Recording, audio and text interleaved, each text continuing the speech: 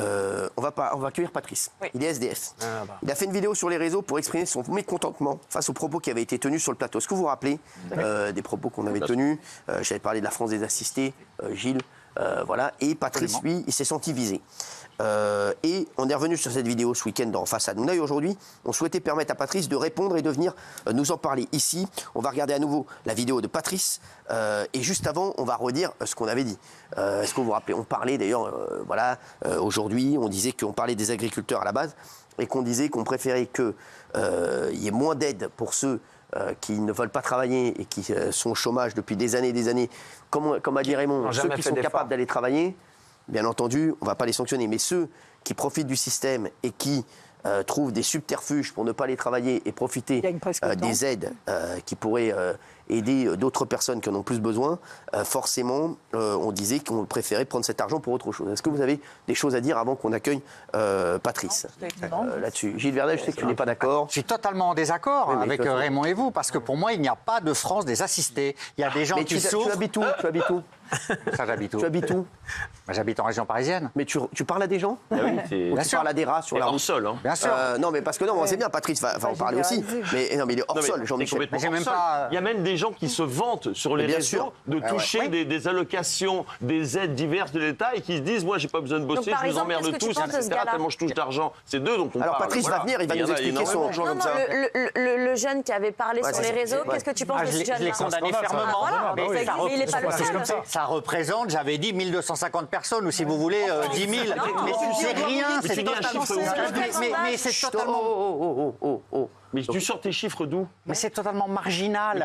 La France des assistés, ça n'existe pas. Il y a des gens qui souffrent, qui touchent 600 € de RSA parce qu'ils n'ont que ça. Il n'y a pas des gens qui disent j'escroque la société mais tu rêves. Bien sûr qu'il y en a des gens qui souffrent, on le sait, on en parle tout le temps des gens qui souffrent ici. Mais il y a aussi des gens qui souffrent, qui travaillent du matin au soir et qui souffrent et qui se disent il y a des mecs qui profitent de la société et qui préfèrent ne pas aller travailler parce qu'ils se disent on gagnera plus en n'allant pas travailler qu'en allant travailler. Mais je ne sais pas, Gilles, excuse-moi, je ne sais pas dans quel monde tu vis, Raymond, je comprends pas ce mec. On gagnera plus ou on gagnera voire 200 €. Ça sert à rien d'aller travailler parce qu'il faudra que je prenne une voiture, il faudra que je prenne des transports, il faudra que je mange le midi, il faudra que je paye des impôts sur le revenu. J'aurais pu l'APL, j'aurais pu mes droits, j'aurais pu les primes de ceci, les primes de cela. Donc je ne bougerai pas. Je vais rester chez moi à 1000 balles ou à 900 balles, peu importe. Bien sûr. Mais je n'irai pas travailler parce que le SMIC, et c'est peut-être le gros problème, il est à 1350 balles. Et à 1350 balles, t'en as, ils disent je ne vais pas bouger. Alors on va faire rentrer Patrice, comme ça vous allez pouvoir vous exprimer et expliquer ce que vous avez voulu dire à Patrice. Et Gilles. Juste une précision de Gilles, parce que tu dis, on ne sait pas, c'est une minorité, il y en a 1250, et puis après il y en a 1400, et puis après... Non, mais il a dit un chiffre comme ça. Non, mais si ça se trouve, ça fait 10 000. Mais en fait, tu ne sais pas, en fait. Ça n'existe pas. Mais donc, dis juste, je ne sais pas. Peut-être que c'est une réalité, mais dis juste, je ne sais pas. Ce n'est pas une réalité. La France des assistés qui veulent... Il y a plein de personnes aussi qui sont de très bonne foi et qui font des calculs très bêtes, très simples, et qui se disent, voilà, ça va me coûter tant en fait de travailler, et quand je vais faire mon différentiel, je me rends compte que l'un dans l'autre, ça va me coûter la garde des enfants, ça va me coûter ceci, ça va me coûter cela. Il vaut peut-être mieux même que je reste à la maison. Et c'est des gens qui sont de bonne foi. On a même ce problème avec l'intérim, Valérie. Mais ça existe, ne dis pas que ça n'existe pas. Non, mais je te jure, je sais pas, excuse-moi, mais excusez-moi, là. Qui n'a rien à voir avec le cas de monsieur. Non, mais le truc qu'il y a, c'est que c'est factuel. On le sait qu'il y a plein de gens qui... Et puis le déni de réalité, ça ne permet pas de solutionner les problèmes, Gilles, en fait. Il vaut mieux se dire que c'est une réalité, comme ça, ça peut aider plus les gens qui sont... On parle de tout le système.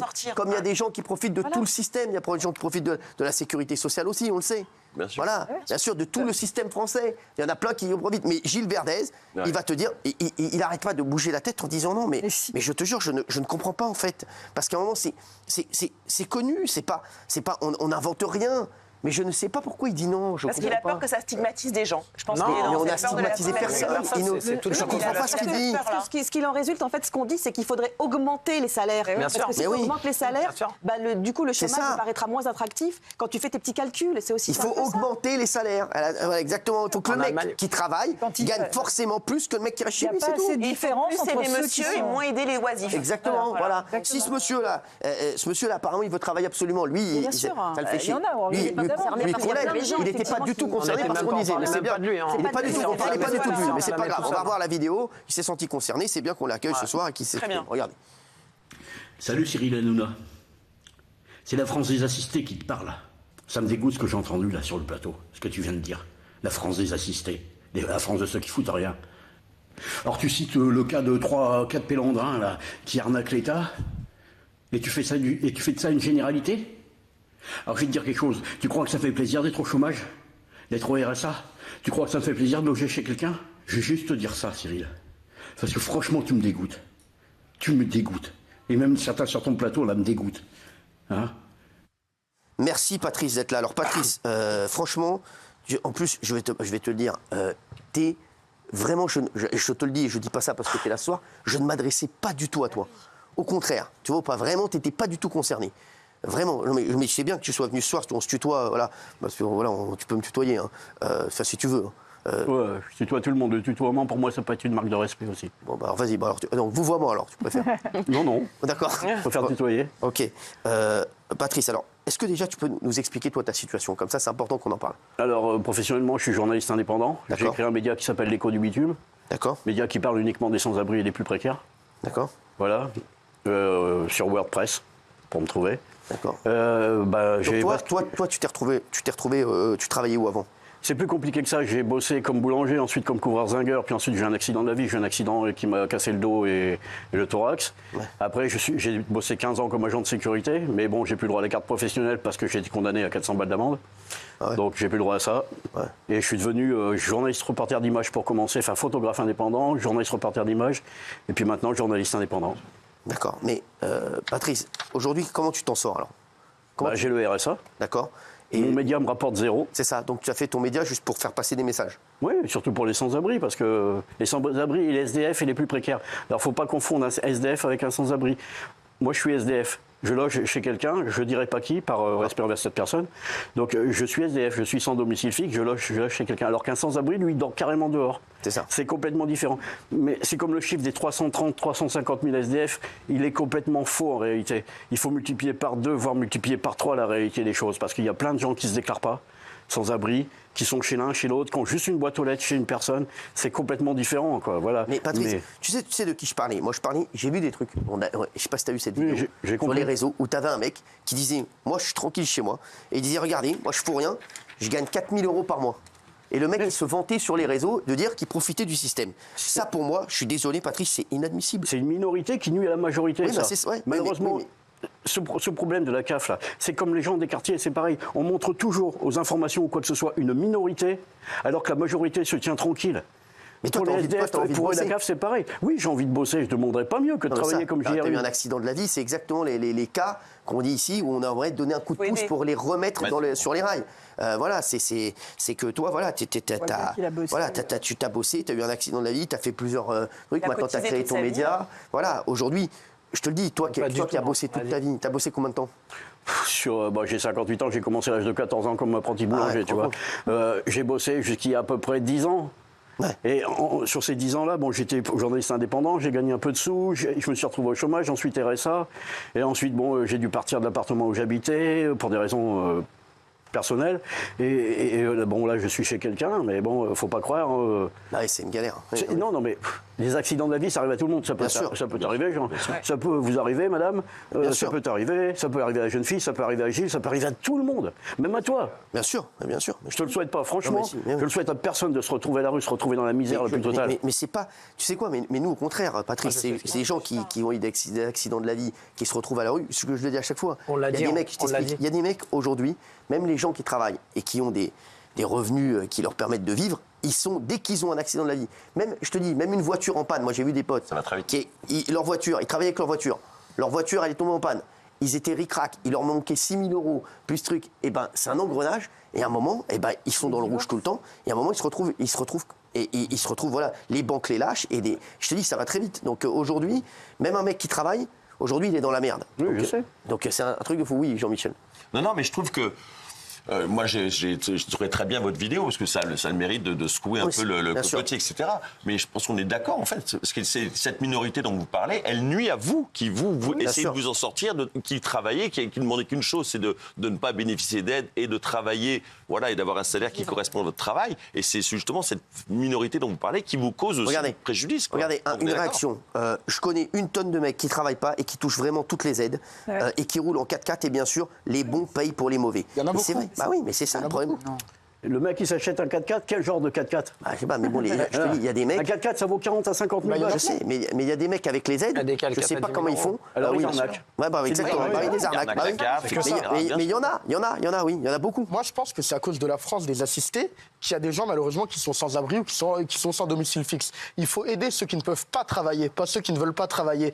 Et évidemment, la majorité des bénéficiaires du RSA ne profitent pas tous du système. Ça arrive. Mais aujourd'hui, une bonne partie en profite. Pour une raison que Valérie a évoquée tout à l'heure. Tout simplement parce qu'aujourd'hui, le travail ne paye plus. Mais il y a également des personnes qui ne veulent pas travailler car ça leur va très bien de profiter du système. Patrice, je pense que vous avez raison. Patrice, tu as raison sur le fait qu'il y a beaucoup plus de STF que ce qu'on dit. Mais je pense aussi qu'il y a beaucoup plus de gens qui profitent du système et qui foutent des gars comme toi dans la merde et des gars qui travaillent dans la merde que ce qu'on dit. Je pense que quand Gilles dit qu'il y en a 1000, je pense qu'il se trompe totalement. Je peux vous dire, et c'est beaucoup d'argent aussi, et je préfère prendre cet argent et aider Patrice ou d'un autre mec. Voilà, je te le dis, oui. Non mais il n'y en a pas, Cyril, je vous le redis. C'est pas possible. Mais moi je suis d'accord avec Patrice, mais vous prenez l'exemple d'un gars qui arnaque sur les réseaux sociaux, lui c'est un fraudeur. Il n'y a pas que lui, il y en a plein, mais j'en connais moi. Voilà, vous prenez l'exemple. Mais j'en connais autour de moi, mais vraiment, t'en as pas autour de toi. Voilà, mais qui roule en 4x4, donc voilà, ça c'est des exceptions. En fait là, moi, il faut s'enorgueillir des aides sociales et vous êtes en train, pour quelques fraudeurs, de remettre en cause le système. Mais écoute-moi, Patrice, ce que je disais, je te jure que c'est vrai. Moi, je préfère prendre l'argent, donner plus à Patrice qui a envie de travailler, qui s'est cassé le cul à monter un média, ou à un autre mec qui travaille et qui essaie de se casser le cul, plutôt qu'à ces mecs-là. Tu te trompes. Mais tout le monde est comme Patrice. Mais arrête. Mais non, il le dit même. En fait, tu regardes pas la télévision. C'est dommage, mais c'est notre métier. Raymond, il en connaît plein aussi. Raymond. Non, donc je connais des gens qui se servent du système et bien correctement et des aides jusqu'à un point de se dire je ne vais pas aller bosser. Si je vais bosser, je vais perdre l'APL. C'est ce que c'est l'APL, l'allocation au logement. D'accord. Donc s'il est dans son logement, il va payer 900. Là, il a 130 € de loyer. S'il va travailler, t'as fait la différence? Et il va pas travailler. Il dit juste pour pas perdre ça, je vais pas y travailler. Et des gens il y a des trucs qui sont des gens en pleine forme. Il y a des trucs qui sont pas cohérents. T'as plein de gens qui pourraient, parce qu'ils sont deux dans le même appartement, et ils déclarent la nana toute seule. Il dit je la déclare pas parce que sinon on va perdre toutes les aides. Donc on la déclare toute seule. C'est tout ce système-là qu'il faut revoir. C'est pas lui, parce que moi je te tutoie aussi pour respect. Je pense que l'émission je te le dis en face. Je pense que tu l'as pas vu. T'es tombé sur un truc d'une minute sur les réseaux, sur une vidéo d'une minute, et t'as regardé en entier. Alors tu peux regarder mes posts. Et parce que si tu as regardé en entier, on a bien dit ici que les accidents de la vie, on ne voulait pas qu'on en relève les aides. Et là, tu dis oui, les accidentés de la vie. Et toi, tu es un accidenté de la vie. Donc ça ne s'adressait pas à toi du tout. La vidéo, elle n'est même pas pour toi. Moi, Patrice, un mec qui se bouge comme toi, qui crée un média, qui a fait plein de métiers, qui a essayé... Bien sûr qu'on va l'aider, au contraire. Moi, j'ai envie que ce mec, il aille travailler. J'ai envie que ce mec, on lui trouve un taf et qu'il prenne plus que le RSA. Je te dis la vérité. J'ai envie que tu prennes, j'ai envie que tu sois content et que tu arrêtes de t'habiter chez ton pote et que tu te dises, tu puisses trouver un logement. Voilà, je préfère aider un mec comme toi, même lui trouver un logement et que tu fasses ton média et que tu commences à gagner tes sous avec ton média. Mais tu ne comprends pas qu'il y a des mecs, je te le jure, et bien plus que tu ne le crois, Gilles, qui sont des mecs qui vont pas travailler parce qu'ils ont les aides, ils ont les trucs, ils ont leur logement et qui se disent, ça va me coûter plus cher. Je vais tout perdre derrière. C'est pas du tout le cas c'est pas du tout le cas qu'on a aujourd'hui. Le nombre de restaurateurs ou de boulangers qui te disent j'ai embauché un jeune, il a tenu une semaine et il m'a dit mais je gagne pratiquement. C'est ça. Autant dans les aides et je me lève pas à 5h du matin, j'arrête. Bien sûr. Mais je les compte pas. Écoute-moi, il y a plein de gens même qui cherchent même des serveurs.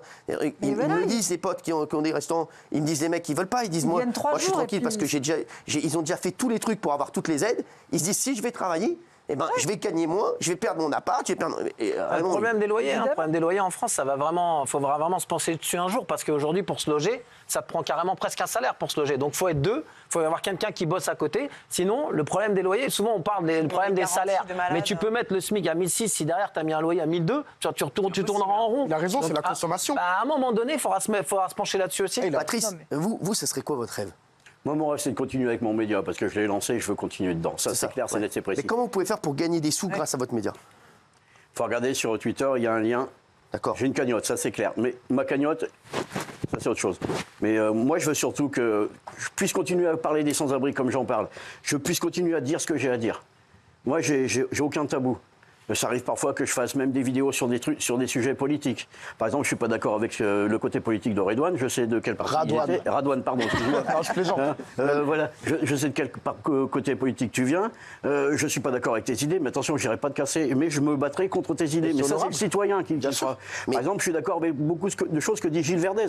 Bon, on fait le même métier, lui et moi, mais je vais pas non plus le casser. Voilà, c'est pas mon intérêt. C'est ça les désaccords. Mais c'est le respect. C'est ça. Et moi, je vais pas être. Moi, si je veux être un peu, avec tout le respect que je vous dois et tout le parcours de vie que vous avez, si je veux vous titiller, je vais vous dire, vous savez, il y a plein de gens qui veulent faire les métiers qu'ils aiment. Vous, ce que vous aimez, c'est journaliste indépendant. Il y a plein de gens qui veulent... Moi, je voulais faire footballeur. J'ai pas pu faire footballeur, j'ai conduit un camion. Il y a plein de gens qui nous regardent à la télé, là. Ils ont envie de faire un métier qu'ils aiment. Mais ils peuvent pas. Donc, qu'est-ce qu'ils font? Ils font le métier alimentaire, comme on dit. Enfin, je voulais être pilote d'avion, j'ai commencé par voilà. manger. Donc, à un moment donné aussi, vous pouvez pas faire des vidéos comme ça et dire que je suis journaliste indépendant. Bon, à un moment donné, ça peut pas durer longtemps. Vous allez rentrer dans la case où moi, je dis qu'on peut pas aider les gens qui veulent pas aller travailler, faire n'importe quel travail. J'ai 58 ans. Hein. Mais je sais bien, mais c'est pas le problème. Il y a plein de gens qui ont 58 ans. La discrimination sur l'âge, ça existe beaucoup. Mais ça, vous avez entièrement raison. Ça, la discrimination sur 58 ans. Ça, il a entièrement raison. C'est légal. Ça, il a entièrement raison. Dans le privé, c'est interdit, la discrimination par l'âge. Donc c'est légal dans le privé, mais c'est interdit dans le public. Oui. Alors beaucoup d'entreprises ne refusent d'embaucher des gens de mon âge ou des gens qui ont plus de 50 ans. Et ça, c'est une honte. Ça, c'est une honte totale. Il faudrait que ce soit interdit dans le public comme dans le privé. Patrice, est-ce que